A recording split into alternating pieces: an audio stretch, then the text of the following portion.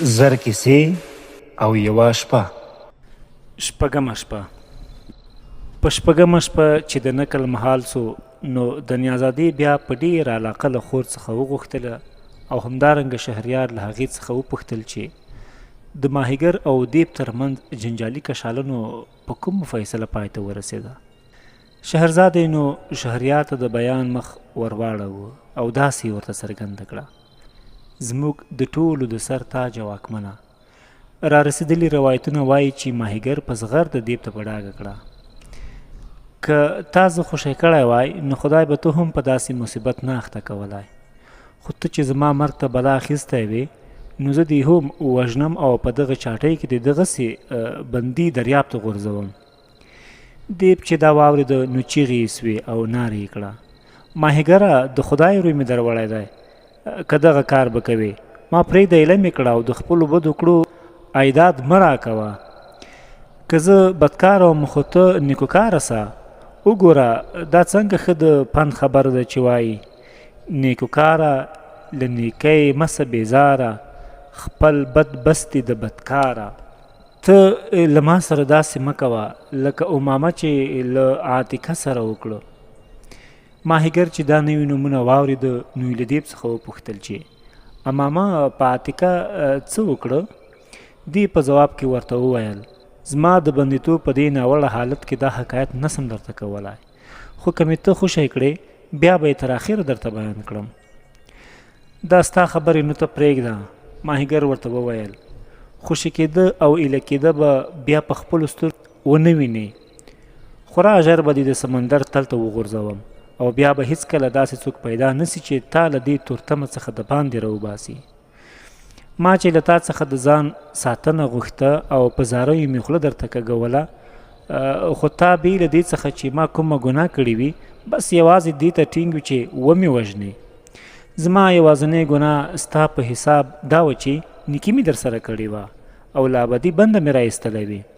ستا له ناوړه سلوکه څخه زه پوه سوم چې ته بدذاته یې او په نیت کې لرې چې په یوه یا بله پلمه له ما سره بده رویه وکړې.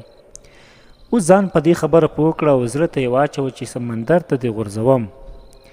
که دې یو بل څوک له کله راوباسي نو بیا دې هم ور اچوم او دا زما او ستا په قصه ټول جهان خبره وم. ته د دې وړ یې چې د تل لپاره د سمندر په تل کې تر مرګه پاته سې. دې په ډېره عاجزۍ له ماهیګره وغوښته: ما خوشی کړه، مېړانه را سره وکړه. اوس د مېړانې د کولو زمانه ده. زه له تا سره په ټینګه ژمنه کوم چې هیڅ وخت به ستا له خبرې څخه وانه وړم او پر داسې خزانه به دې پېښ کړم چې د تل لپاره به بډایه سې. کله چې ماهیګر تر ډېرو خبرو وروسته په دیب توبه وکښه او له هغه څخه یې ټینګه ګایه واخیسته چې ده ته به هېڅکله زیان نه رسوي بلکې نیکي بلا ورسره کوي او په اسم اعظم یې قسم په وخوړی نو د چاټۍ سر ورته پرانیست چې هغه راووځي. له چاټۍ څخه توره خړسکه په سژکي را جګه سوه او چې ټوله د باندې راووته نو په خپله اصلي بڼه رښتیانی دیب ځینې جوړ سو. دیب چاټۍ ته لغته ونیوله او په یو ګزار سمندر ته ارتاو کړه. ماهیګر چې د دیب دغه ناشولټه کار ولیدی نو پر ځان وبېرېدی او مرګ یې زړه ته پوره ولوېدی. په داسې حال کې چې له ډاره پړک اخیستی و په رژدېدلي اواز یې نارې کړه: وله دا کار خو د خیر نښه نه وه. وروسته یې زړه راغونډ کړ او دیب ته یې په جرأت یادونه وکړه: تا خو زما سره ژمنه وکړه او لوړه دې واخیسته چې نه مې تېر باسې. تا ویلي وه که زه تا تېر باس نو خدای مې دې تېر باسي. لوی خدای خو په سړي ازمایښت کوي، مجال او مهلت ورکوي، خو بې جزا یې نه پرېږدي. ما خو تا ته هم هغسې ویله لکه دوبان چې یونان ته ویله چې ما وبخه خدای به دې وبخي. دی په خندا تر ماهیګر د مخه سو او ده ته یې وویل: په ما پسې راځه. ماهیګر په دې پسې تر شا رهي سو، اما زړه یې له ویرې څخه دربېدی ځکه په دې ډاډه نه و چې له خطره څخه یو مخیزه بچ شوی دی. دیب د مخه ماهیګر ورپسې راتله څو چې د یو ښار شاوخوا ته راورسېده. هلته یوه غره ته جګ سوه او د غره تر سر چې واوښته نو یوې پراخې هوارې سیمې ته راغله. د دې هوارې سیمې په منځ کې ناڅاپه د اوبو پر یوه ډنډ باندې سترګې ومښتې.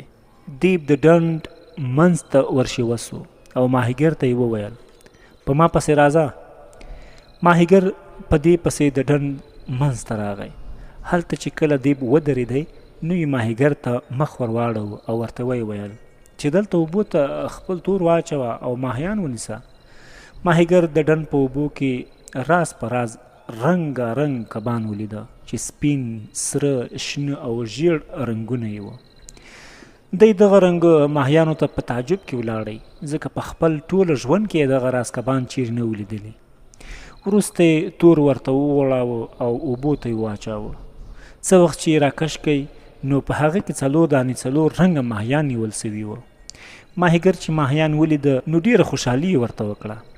په دې وخت کې دیب ته دا هم ور وښوله چې دغه ماهیان سلطان ته وروړه او هغه به تا ته ډېر څه درکړي او له خاورو څخه به دې پر زرو کښېنوي. اوس د خدای په وجه زما دا عذر ومنه چې نور نو درڅخه ځم او رخصتېږم. خبره دا ده چې دا ګړی ما ته لارو لیکه نه ده رامعلومه ځکه ما 1800 کاله لاندې د دې سمندر په تل کې تیر کړي دي او د مځکې سربیرن مخ صرف په دې اوس شیبه کې وینم. خو زما دا خبره کورټ له یاده مه باسه چې په دې ډنډ کې د ورځې تر 1 ځل بالا ماهیان مه نیسه.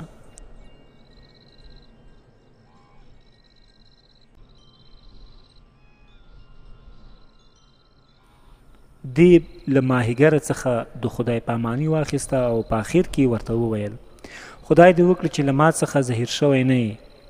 بیا نو پښه په مځکه ټک وهله او له دې ټک وهلو سره سم تر پښو لاندې مځکه یې 2 چراخه سوه او دی ژوندی ژړانده په ننوتی. ماهیګر په داسې حال کې مخ پر ښار را رهي سو چې له دې به سره دې ټولې عجیبې واقعې ته او د هغې د پای نتیجې ته په حیرت کې ډوب تللی و. کله چې ماهیګر خپل ټاټوبي ته راغی نو له ګنې راواخیست له اوبو څخه یې تر څوکو وبزاوه او 4 رازه نیولې ماهیان یې په هغه کې ایله کړه. ماهیانو په اوبو کې وې او بلې خواته منډې واخیستې او ترپکې یې پکې وهلې. بیا نو ماهیګر د دیب له سپارښتنې سره سم کبان په لګن کې په سر باندې راواخیسته او د پاچا مڼۍ ته ځان را ورساوه. ماهیګر چې له دې سوغات سره د پاچا حضور ته ورغی او هغه ته یې دغه ماهیان ور وړاندې کړه نو پاچا حیران ورته ولاړی ځکه تر اوسه یې په خپل ټوله ژوند کې دغسې ښایسته او راز په راز رنګ کبان نه ولیدلي او نه یې له چا څخه اورېدلي وو. پاچا وزیر ته وویل دا ماهیان اشپزې نجلۍ ته وسپارئ. دا منځکۍ نجلۍ 3 ورځې د مخه د روم پاچا ده ته په سوغات کې رالیږلې وه او تر اوسه یې لا د شاهي اشپزخانې د پخلنګ په چارو کې نه و ازمېیلی. وزیر له ماهیانو سره نجلۍ ته راغی او د پاچا هدایت یې دې ته داسې ووایه دغه ماهیان واخ او مزدار کباب ځینې تهیه کړه. پاچا په خپله ژبه تا ته په خطاب کې وایي ای نجلۍ ای ژرندوکې موږ ته ازمویو چې لږ څه دې په زحمت کړو. نن خپل لیاقت او د اشپزۍ مهارت موږ ته څرګند کړه ولې چې سلطان ته یو څوک له سوغاتونو سره راغلی دی. تر هغه وروسته چې نوې اشپزې منځکۍ ته یې لازمه لارښوونه وکړه وزیر بیرته د پاچا حضور ته راغی او هغه ده ته امر وفرمایي چې ماهیګر ته 400 دیناره وسپاره. وزیر بې له ځنډه راوخوځېدی او له شاهي خزانې څخه یې 400 دیناره ماهیګر ته ور وشمېرل. ده چې په خپل ژوند کې دونه ډېرې روپۍ په یو ځای نه وي لیدلې نو له خوشحالۍ څخه یې خوله ویړه تللې وه او دا غټ ونج یې د خپل زاړه کمیس په لمن کې ونغاړه. په داسې حال کې چې له دینارو څخه ډکه لمن یې په لاسو او غاښو کې ټینګه نیولې وه په منډه منډه د خپل کور پر لور په بیړه را رهي سو. په دې ګړندۍ ځغاسته کله به غوځارېدی کله به پورته کېدی کله به یې نوک لګېدی کله به نسکورېدی خو ټوله جریان داسې ورته ایسېدی لکه په ویښه چې خوب ویني. بیا یې نو د اړتیا ټوله شیان خپلې کورنۍ ته راونیول او په ډېره خوښۍ او خندا د خپلې ښځې سره کېناستی. دا خو د ماهیګر د ښې ورځې حال و. اوس به راسو اشپز چې د هغې کاروایي بیا څنګه سوه او پر کوم ښکر ودرېده. دې ماهیان راواخیسته ښه یې پاک کړه کړایي په اور کېښووله. د ماهیانو یوه خوا چې لږ څه سره سوه نو نجلۍ پر دا بل اړخ راواړول چې دا بله خوا یې هم سره سي. خو په دې وخت کې ناببره د پخلنځي دیوال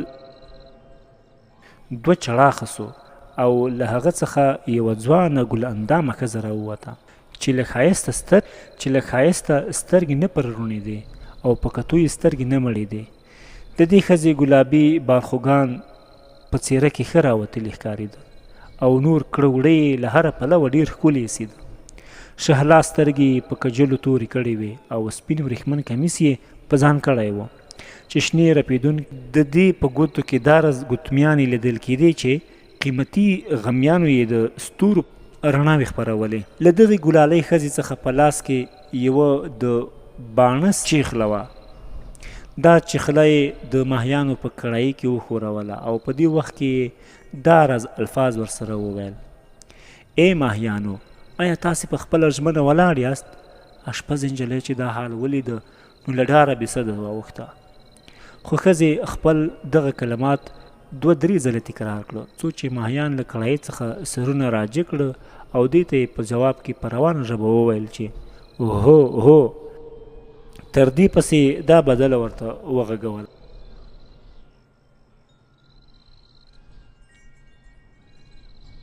که ته دا غواړې چې راسئ راستنېږو، که راتګ وایې موږ هم په هوسېږو، خو که ځې نو موږ به هم در سره مله یو، څه چې ته کوې روان به دې په پله یو.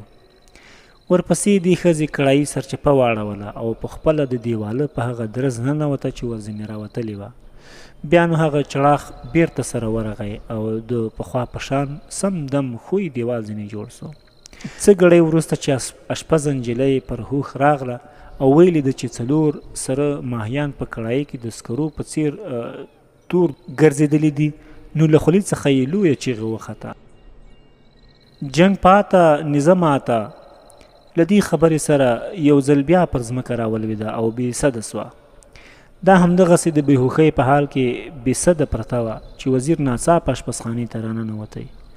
دې عمر خوړلي وزیر ولیدل چې له نجلۍ څخه یوه زړه ښځه جوړه سوې ده او سد یې داسې له سره وتلی دی چې نه شنبه پېژني او نه پنجشنبه. او کله چې هغه پر هوښ راغله نو په ژړا کېوته. وزیر ته یې ټوله لیدلی حال سر تر پایه ووایه او ګرده کتلې پېښه یې ټکي په ټکي ورته بیان کړه. هغه دې قصې ته هک پک پاتې سو او ویل: رښتیا چې دا عجبه خبره ده. تر دې به هېڅ ته یې نو په ماهیګر پسې یو څوک ولیږل او کله چې هغه ورته راوستی نو وزیر آواز ورباندې راوکښی: ماهیګره، ژر کوه چې موږ ته هغه راز نور 4 ماهیان راوړه لکه تر مخه چې دې راوړي وو. ماهیګر نو بله ونه کړه او سمدستي د اوبو ډنډ په یوه آله ځان ورساوه. جال یې اوبو ته واچو او راکشېدو وروسته یې ولیده چې بیا هم کټ مټ هغه شان 4 راز رنګه ماهیان لکه لومړي ځل چې. ماهیګر نو بله ونه کړه او سمدستي د اوبو ډنډ ته په یوه آله ځان ورساوه. جال یې اوبو ته واچو او تر راکشېدو وروسته یې ولیده چې بیا هم کټ مټ هغه شان 4 راز رنګه ماهیان لکه لومړی ځل چې وو په جال کې نیول سوي وو. ماهیان یې له ځان سره راواخیسته او وزیر ته یې راوړه. وزیر چې له ماهیګره څخه کبان ترلاسه کړه نو سم د لاسه یې منځکی اشپزې ته یوړه او هغې ته یې د سپارلو په طرز کې وویل: پاڅېږه او دغه ماهیان زما په مخ کې بریان کړه څو زه په خپلو سترګو دا پېښه په سره ووینم. نجلۍ راوخوځېده، ماهیان یې تیار کړه، کړایي یې پر اور باندې کېښووله او دوی یې هغې ته ور واچول. ماهیان له په کړایي سم نه و ځای په ځای سوي چې بیا ناببره د پخلنځي دیوال وچاودی او په سر سره هغه نجلۍ په خپله هغه مخنۍ بڼه ځینې راووته چې په لاس کې چیخله ورڅخه وه. دې په کړایي کې چیخله وښوروله او په دې حال کې د پخوا په څیر بیا وویله: ای ماهیانو، ای ماهیانو، آیا په خپله وختنۍ ژمنه باندې ولاړ یاست؟ ناڅاپه ټولو ماهیانو په کړایي کې سرونه راجګ کړه او وړاندې راغلي بیتونه یې بیا کټ مټ داسې تکرار کړه: که ته دا غواړې چې راسې راستنېږو، که راتګ وایې موږ هم په هوسېږو، خو که ځې نو موږ به هم در سره مله یو، څه چې ته کوې روان به دې په پله یو. د روان حکایت خوندور بیان چې تر دې پړاوه راورسېدی او د 6مې شپې د سهار سپین څرک د اسمان پر مخ وغوړېدی، نو شهرزاد هم د نوې ورځې له پیلېدو سره د نکل لړۍ په همدې ځای بسېدو ته ورسوله.